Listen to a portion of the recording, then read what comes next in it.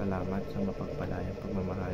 Welcome to our 365 daily devotion. Ako po si Alexander Gomez from Batch 3. At ang topic po na tatalakay natin ngayon ay totoo bang may walang hanggang parusa?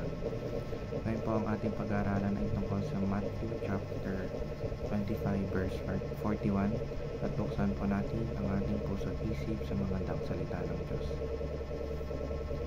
Sinasabi dito na, "Then he will say to those on his left, Depart from me, you who are cursed, into the eternal fire, prepared for the devil and his angels." Or sa Tagalog, sasabihin naman niya sa mga nasa kaliwa, "Lumayo kayo sa harapan ko, kayong mga isinumpa. Doon kayo sa apoy na di namamatay, na inihanda para sa diablo at sa kanyang mga kapampon." Teaching number 1. Hell is a place of torment. Sa katuruan ng maraming relihiyon, ang impyerno ay itinuturing na lugar kung saan ang mga kaluluwa ng mga makasalanan ay pinarurusahan. Dito sila nakakaranas ng matinding sakit, paghihirap at bigati bilang resulta ng kanilang mga kasalanan. Teaching number 2. Hell is eternal separation from God. Ang impyerno ay sinasabing lugar kung saan wala ang presensya ng Diyos. Ito ang pinakamalaking kaparusahan para sa mga tao dahil hindi na nila mararanasan ang kabutihan, pagmamahal at awa ng Diyos magpakailanman. Teaching number 3. Hell is unlikely be annihilated.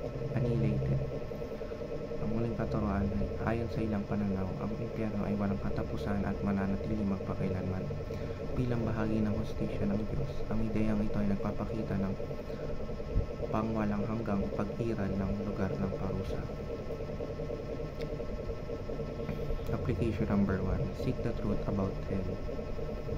Higayatin ang sarili na pag-aralan at intindihin ang mga aral tungkol sa impyerno upang magkaroon ng mas malinaw na pananaw kung ano ang dapat iwasan at kung paano mamuhay ayon sa kalooban ng Diyos.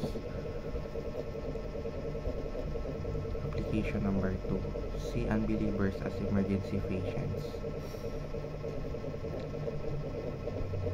Ang ideya rito ay tingnan natin ang mga hindi naniniwala bilang nangangailangan ng kaligtasan. Tulad ng isang doktor na tumutulong sa mga pasyente, ang mga mananampalataya ay hinihikayat na magbigay ng espiritual na tulong sa iba. Application number 3. Snatch people from the fire. Magbigay ng espiritual na gabay at tulungan ng iba na lumayo mula sa kasalanan at kaparusahan ng impyerno. Ang layunin ay iligtas ang kanilang kaluluwa mula sa walang hanggang kapahamakan. Yun lamang po ang aking devotions. Maraming salamat.